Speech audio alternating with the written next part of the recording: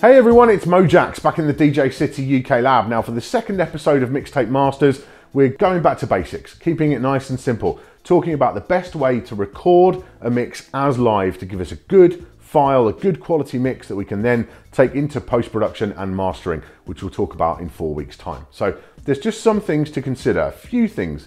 Firstly, you want to keep your signal path as short as possible, avoid extraneous conversions from digital to analog and back again, keep that all to a minimum.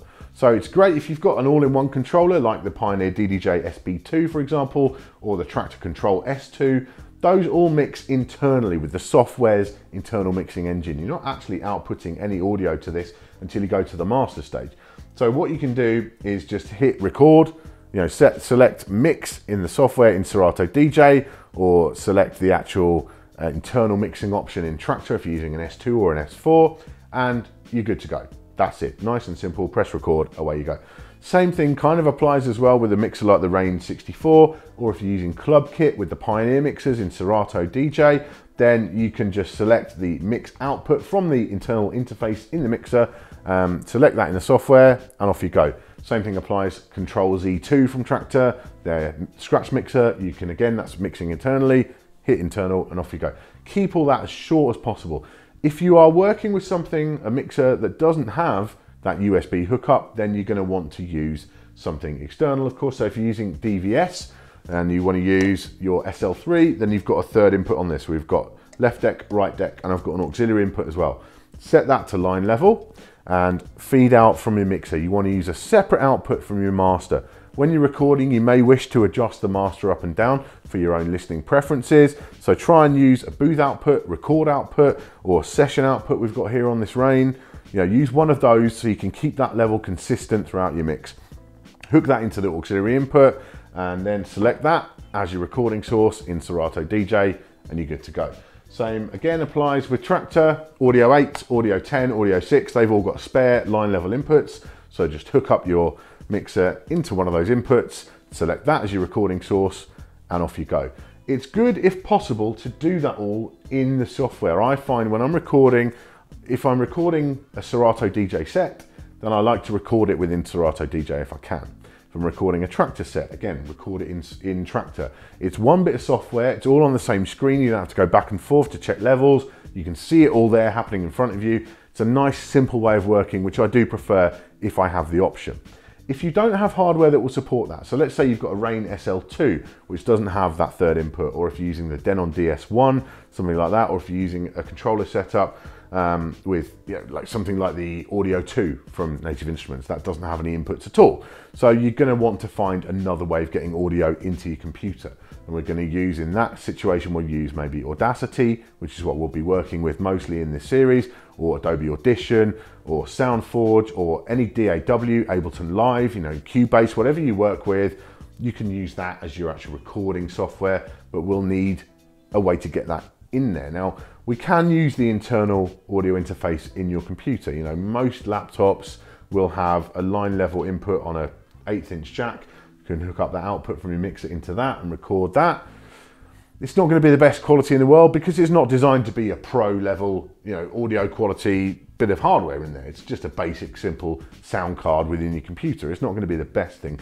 So you might want to go for an external option instead. So you could go for something as simple as the Behringer UCA 202 I've got here. That's got a stereo input and a stereo output. That works very nicely, gives a very good sound actually from that one. Just hooks up via USB. So again, mixer to the sound card and then into USB and then record in Audacity. That'll work fine.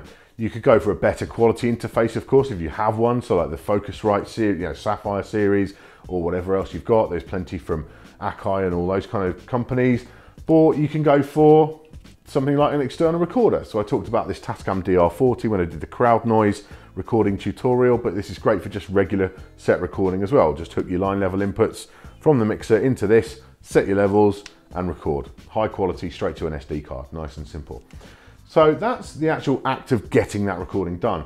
The next thing to talk about is the levels we want to record at. And this is so important. If we want a file that we can work with in post-production, we've got to avoid clipping, and that's the main thing. So when you're setting your levels, whether you're doing that in Audacity or you're doing it in Serato DJ or Traktor, err on the side of caution. You know, definitely you don't want anything going into the red. Really, just stick in the greens, you know, don't even go in the amber. Keep it nice and low because you can't fix clipping. Once you've recorded a digital file and it's clipping, there's no way to fix that at all. But you can always bump up the level. If you've recorded it quietly, you can increase the volume in your DAW or your editing software at a later stage. You can't fix clipping, so that's so important. Keep it consistent. If you are recording and you're kind of planning it out a bit, I don't like to plan out my mixes when I'm recording a live mix. I like to do it on the fly, but generally you're going to pull from one crate or another. Spend a bit of time before you record, just go through that crate, load up the tracks in Serato DJ or in, you know, Tractor, whatever you're doing, and just adjust the auto gain settings in there for each one to make sure they're fairly consistent across the board.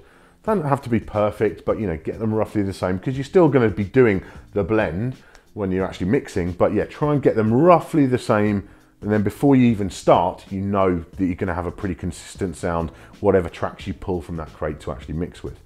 There's two more aspects to consider, and that is the format we record to. First of all, stick to WAV or AIFF. Don't mess with any kind of compression, MP3 or anything like that. Record straight to WAV or AIFF. That'll give us the best quality to work with at a later stage. The other thing to think about is the actual kind of quality levels we record at. Now, I've been researching this a lot for this series and it's been doing my head in quite a lot, but this is the conclusions I've drawn. 16-bit is the bit depth and 44 kilohertz is the sampling rate of CD quality. You know, we're talking about a WAV file, you know, 16-bit, 44 kilohertz.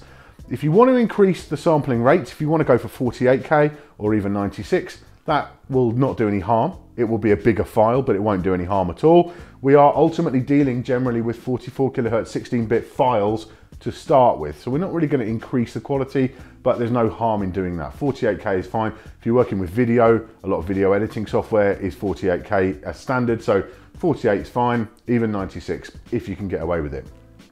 The actual bit depth really isn't going to make a difference to us because the actual quality won't increase. Between 16-bit and 24-bit, the quality doesn't increase. All that increases is the dynamic range. So if you have the option, as I do with this Rain mixer, to record in 24-bit, then I'm going to do so because that will allow me a bit of extra dynamic range, a bit of headroom so I can actually record lower. So again, we're trying to avoid those, you know, that clipping and those peaks. We want to keep that as low as possible and still get a good quality sound. So if you can do 24, do it.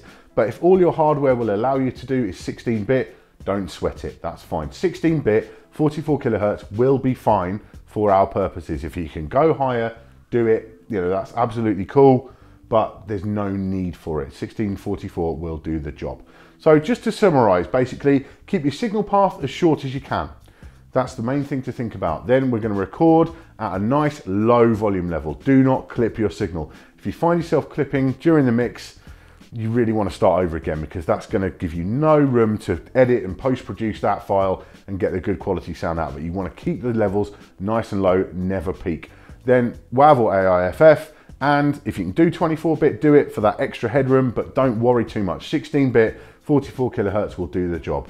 So next time, in 4 weeks, we'll be talking about the actual post-production, the mastering side of it. I know that's what a lot of you are waiting for. So in the meantime, why not go off, get yourself a great mix recorded, get it down, get it laid down onto that file, and then we'll be working with that in a month's time. Thank you very much for watching today. Make sure you subscribe for all our future tips, tricks, and product reviews. I'll see you soon.